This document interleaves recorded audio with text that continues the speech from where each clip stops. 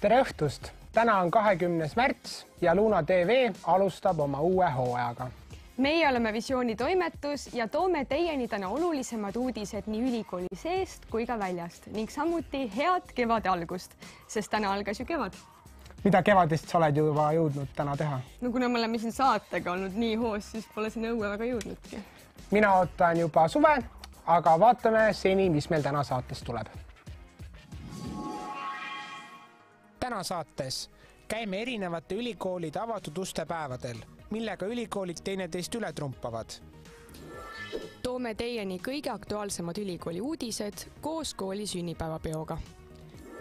Meie saatejuht Lomeli võtab vastu katsumuse saada koostöös personaaltreeneriga rannahooajaks vormi. Kuidas see tal õnnestub? Külla tuleb Riigikogu aseesimees ja värske Isamaa erakonna liige Jüri Ratas, kes räägib suunamuudimise telgitagustest. Me alustame oma saadet hariduse lainel.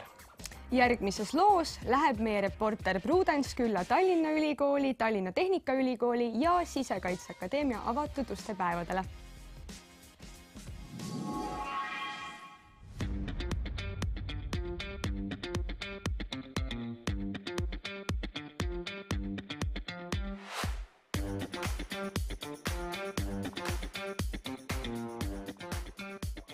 Kas see on sinu esimene kord, kui sa relva käes hoiad?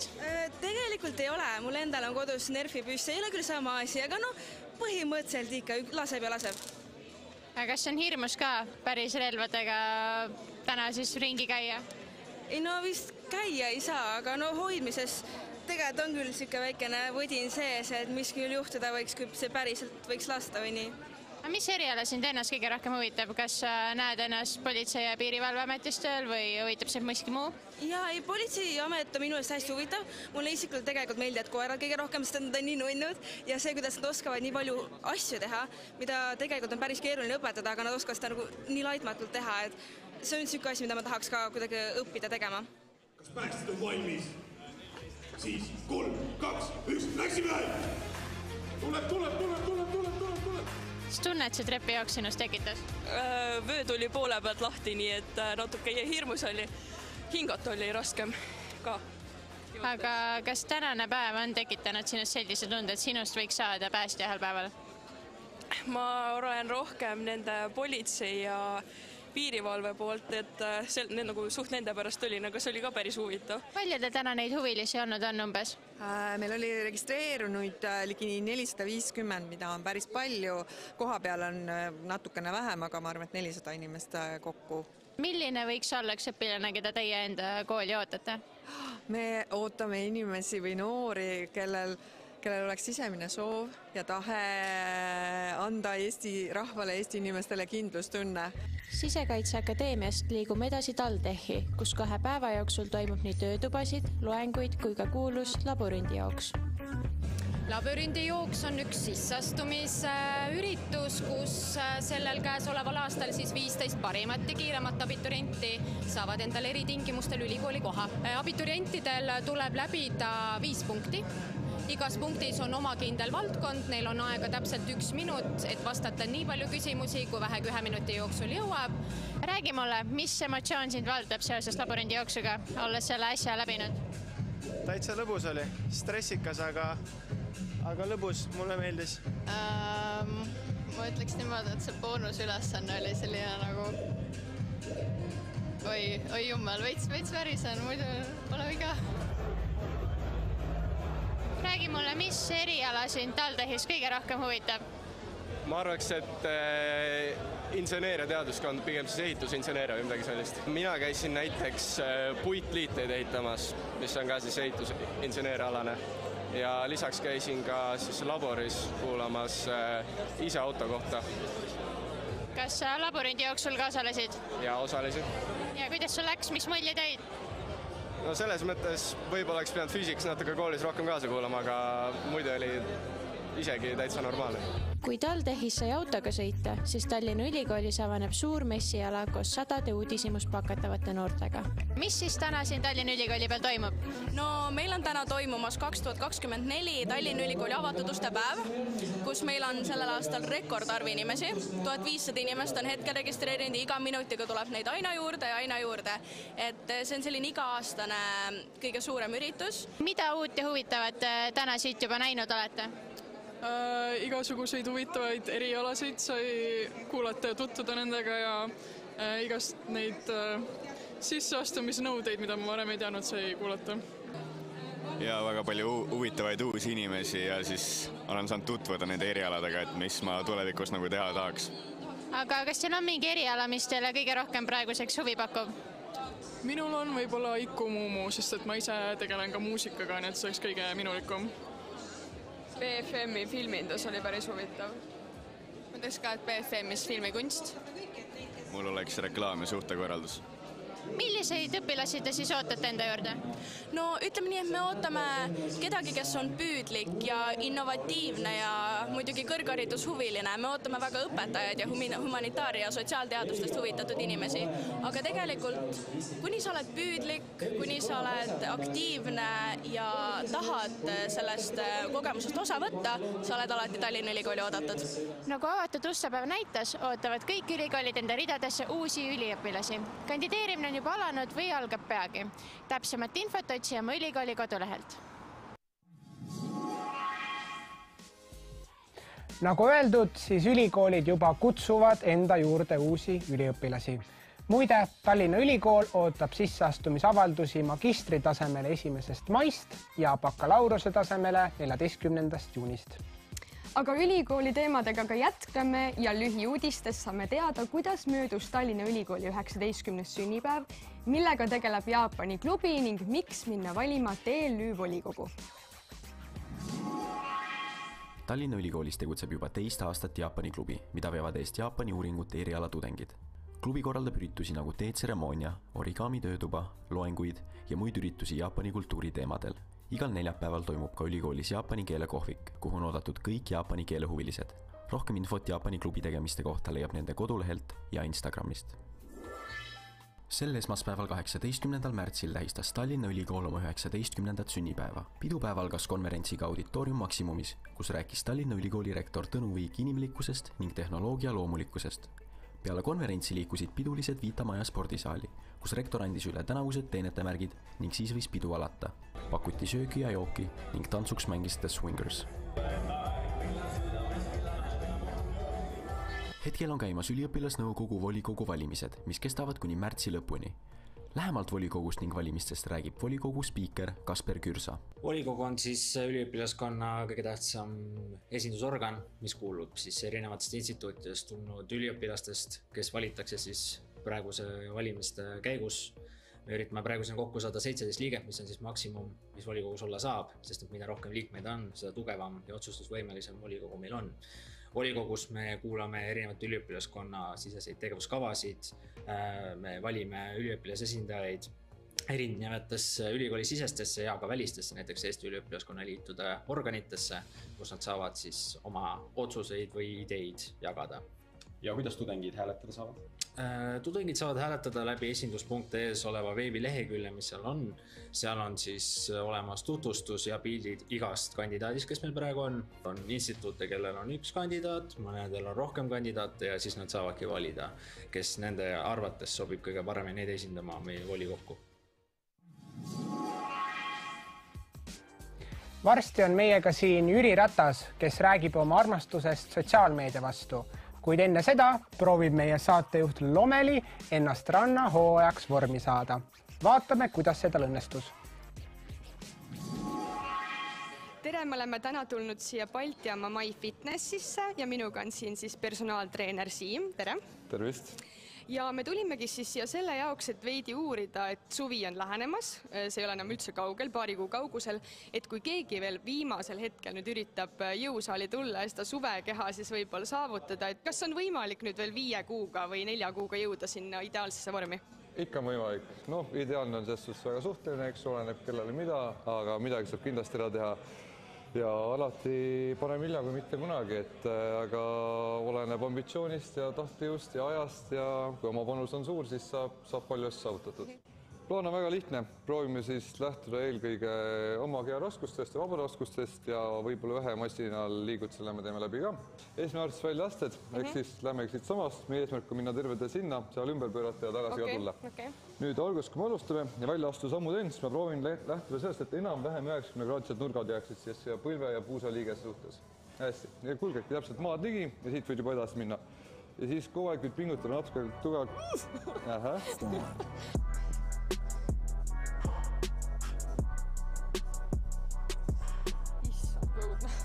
Tuleb väga hästi.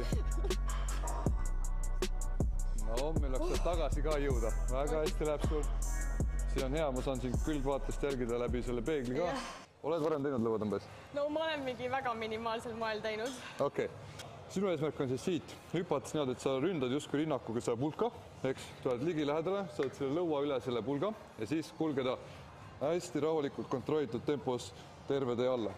Käed sirgeks, siis tõstad jalad jälle maha. Hüppad uuesti. Käed on kõige nõrgemad asjad maailmas kogu. Proovime 5 kordust teha.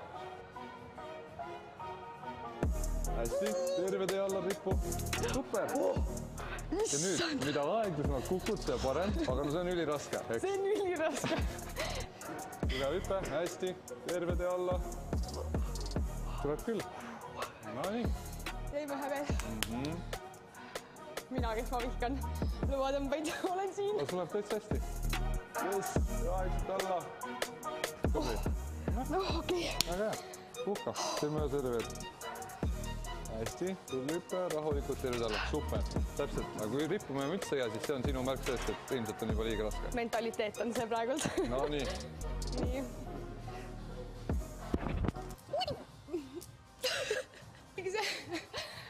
Minu piir. Et me oleme 2 harjutust ära teinud ja ma olen surnud.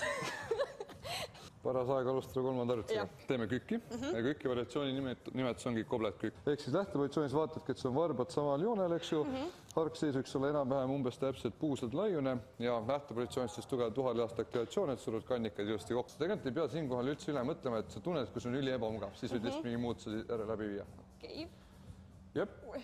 Ja proovidki ette need käed siis siin põhjast täitsa siia põlvedest sisse poole, eks tule uuesti alla. Yes, ja üles, tugev. Ja üles tulles surud veel põlvi rohkem väljapoole ka.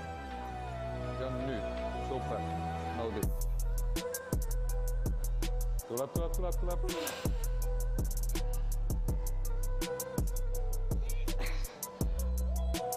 No teeme ühe veel. Ja küll, tubli, hästi tehtud. Mina pekki kõudna. Omi kokkust turan. Ühesõnaga alguses, kui ma siis võtan istet siia, siis tähtis ongi, et kui ma toetan siis peas ja vastu tooli, eks ju, siis need käepinad oleks enam-vähem rinnaku keskjoonega samal joonel. Valisime siis praegu täna sulle niisuguse liigutuse, kus me surume siis natukene ülesse poole, eks ta on niisuguse positiivse kaldal surumine. Saame lihtsalt kaasata natuke rohkem õlavöödet ka, et siis saame õla keskosa ka rohkem töösse. Siis, kui siin istun, siis toongi selle puusa siia täitsa taha, et olen siis võimalik ilusa sirge seljaga, eks ju, ja pea toetan seal niisamuti vastu. Proovin pigem tuua need abaluud kokku, hoida neid fikseerituna siin, rahulikult kõnnitusse ja sirutan käed sirgeks üles ette. Käed juba haaris. Ja uuesti. Hästi, rahulikult põhja ligi ja uuesti. Super. Ära mind tähele pane. Ja vaata, et abaluud on koos. Siiamaani. Abaluud on hakknud koos. Ja siiamaani, super. Ja paneme edasi, proovime 12 teha täitsa. Hästi, sa võid selle hingamise peale jälle mõelda, eks ju. Et surud hingad siis välja. See on palju veel. Ja küll, okei, tubli. Kui raske umbes 10 palju süsteemis oli? 10 on niisugune, et üldse ei jaksa. Ma ütleks niisugune 6. 6, siis võib ikka juurde panna. Ja, et ma tunnen, et ma nagu täiesti ikka nagu elu eest ei võidelnud. Super, siis paneme natuke juurde. Ma ei tea, miks ma seda ütlesin. Aga meil on vist nagu viimane harjutus, eks ole. Ja ma ei tea, see treener vist soovib mind mõrvata, nagu mul on niisugune tunne. Sellepärast, et mu käed on surnud, mu jalad on surnud. Kui ma üksi käin trennis, siis ma kunagi ei sure niimoodi. Need, kes tahab surra, siis minge personaaltreeneri juurde. Siis see on garanteeritud, aga vaadake, milline ma välja näen, palun. ma ei ole ammu nii palju higistanud. 3 jäänud. Tuleb. 2. Yes. Viimane veel. Ma igaks juhust tulen saadan. Ilusti. Tubli. Okei, no see oli ikka. Andis juba tundega. Väga kena. Kuidas trenn tundus? No ma ütlen nii, et ma ammu nii väsinud. Ja see oli mingi pool tundi ainult. Mul on homme, ma just ei liigu ka. Aga suur aitäh sulle. Väga palun. Jah. See oligi siis meie trenn täna siin MyFitnessis. Ma konkreetselt surin. Nii et kui keegi veel tahab selle 4 või 5 kuuga, mis jäänud on suveni vormi saada, siis kindlasti võtke ühendust ka Siimuga või mingite teiste MyFitnessi personaaltreeneritega. Oli tunda, et töötab, nii et ma arvan, et ma nüüd homme ei liigu ja tulge kõik trenni. No Lomeli, sa oled elus. Kas sa läheksid Siimuga veel kord trenni? Jaa, ma kindlasti soovitan kõikidel Siimuga trenni minna ja üldse võtta endale personaaltreener eriti alustuseks, sest et jah, ütleme nii, et oli tunda järgmine päev ja teinekord oskan ka paremini teha. Aga nüüd on meiega siin ka samuti üks sportlik härra. Tere, Jüri Ratas. Tervist, aitäh kutsumast. Ja ilusat kevad algus ka. Just, kevad algas. Kas ise olete rannahooajaks juba valmistumas? Ei, ma spetsiaalselt selleks küll ei valmistu. Aga loomulikult niisugune liikumine on oluline ja tähtis. Aga spordiga tegelete te omamoodi ka sotsiaalmeedias, et täna siis ilmus Eesti Ekspressis selline üks tore tiitel teile Rattagramm ja tõdes, et te olete ainus poliitik, kes tunneb sotsiaalmeedias ennast nagu kalavees. Et kuidas endal sellega tunne on, et kas see tiitel tuli nii-öelda õigesse kohta? Ma austus ei teadnud mingit sellisest nagu võistlusest, aga ma arvan, et see sotsiaalmeedia on 3 osas hea, et ta on kindlasti väga operatiivne. Teiselt poolt sa pead olema nagu siiras ja ma arvan aus ja nagu avatud. Ja 3 on see, et mis see nagu su mõte seal on, eks, et minu üks suur mõte on olnud nagu see, et loomulikult oma töid ja tegemisi seal nendest rääkida, aga tegelikult kutsuda inimesi üles rohkem liikuma, nii et see oli eelnev video läks selle mõttega hästi kokku, et me peame tegelikult oma tervise eest hoolt kandma. Kust see idee tärkas, et võiks täitsa mõelda, hakata mõtlema, mida postitada, millal seda ajastada, võtta sotsiaalmeedia täitsa sihilikult oma käsutusse?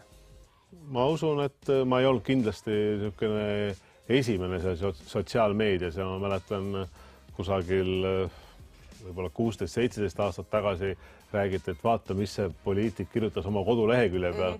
Aga ma saan aru, et see koduleht on maalt ja hobusega heas mõttes, et sotsiaalmeedia, ma usun, et ju ta oli üks 5-6 aastat tagasi, kui me räägime Instagramist ja Facebook oli natukene varem. Kui me vaatame nüüd siin erinevaid pilte, mis te olete oma Instagrami pannud, et ma arvan, et üks asi, miks te olete võlunud nii-öelda oma jälgeid, ongi see, et teil on nii ägedad originaalsed ideed võib-olla, just siuke boobateega pilt ja käisite naiste peal, tegite siukse väikse videoloo, kus kinkiste naistele lilli, et kas need ideed tulevad teile enda peast või teil on ka mingi tiim selle jaoks, kes teid aitab nendega? No näiteks see alumine keskmine pilt nende väikese prillidega, et ma lihtsalt proovisin, minu keskmine poeg soovis neid prille soetada ja siis me aitasime kaasa. Ja ma mäletan, et ma ütlesin, et anna ma proovin korra ja ma ei tea, kuidas see pilt siis sündis, kas tema tegi või mina ja siis ma ütlesin, et küll oleks lahe see kuskil üles panna ja siis ta ütles, et see peab Instasse minema, ma mäletan. Aga veel kord, et ma arvan, et ka nende asjade peab nii nagu mõte olema, eks ju, et sa ei saa nagu ainult teha päikeseprillidega pilti või bobateega. Ehk siis teil on ikka keegi, kes natuke vihjab, et praegu näiteks see trend on, et lähme kaasa. Ma ei oska nagu selle trendiga, võib-olla seda trendi kõige rohkem tajuvad nagu lapsed, aga ma just mõtlen, et mis see nagu see suur nagu põhimõte on ja see on olnud tõesti see, et elust tunda rõõmu ja öelda inimestele, et teeme mingeid asju ja see liikumisi on olnud minu jaoks nagu tähtis ja ma saan aru, et see mingi muutus ikkagi tuli ka, ma olin ise väga suur tohutu ülekaaluline ja et oli paar aastat tagasi võimalus osaleda tantsusaates ja see see oli väga lahe, nii et ma hakkasin mõtlema, kas minul on personaaltreenerit olnud, siis ma mõtlesin, et ei ole, aga tegelikult ma siis tervitan oma tantsutreenerit siin, et see tegelikult on olnud personaaltrenn. Kas see, et sotsiaalmeedias olete nii nähtav, on see teile kasuks tulemas ka valimistel? Mõtlete selle peale? Seda küsitakse väga palju, ma arvan tegelikult, et seda ei saa nagu üks ühele kuidagi seostada, et ei ma nii küll ei mõtlete, et siin on 10 inimest, kes on öelnud midagi head või kes on siis kuidagi emotsiooni välja näidanud, et need 10 on siis kindlasti toetatud. Ma arvan, et ma ei ole kunagi nii mõelnud ja ma arvan, see oleks väga väär tegelikult nii mõelnud. Kas see piinlik ei ole hakanud, sest räägitakse, et Riigikogu aseesimees, poliitik peab olema ju tõsiselt võetav, et kuidas ta nüüd siis siin booba või päikseprillidega on? Aga ma arvan, et see ongi Eesti elu, et mis see poliitik siis teistmoodi on ja kui vaadata neid minu sotsiaalmeedia postitusi, siis näiteks see all paremas nurgas, see on ju väga selgelt tegelikult poliitilise nagu tunnetuse väljendus mingist maksupoliitikast, eks ju. Nii et ma arvan, et see asi peab nagu tasakaalus olema ja ma püüan ikka iga nädal korra-paar ka kirjutada aktuaalsetel teemadel. Kellega te tahaksite koostööd teha sotsiaalmeedias? Kas Andrei Sevakin peaks muret tundma, sest teil on ka oma mürts, mis temalgi?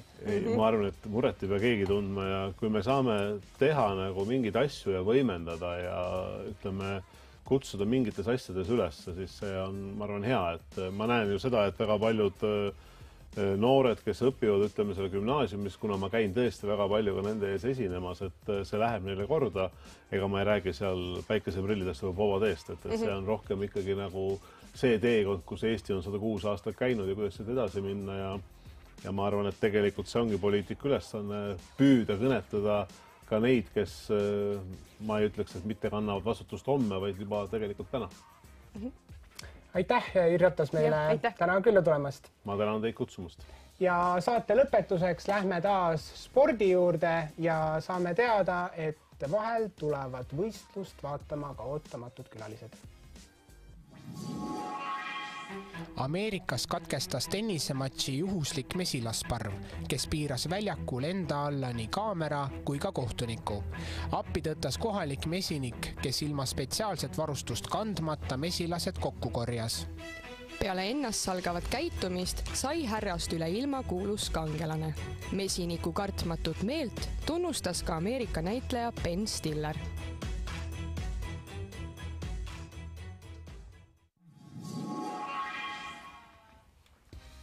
Mina mesilasi hirmsalt kardan, proovin neid vältida elu eest. Kuidas sul?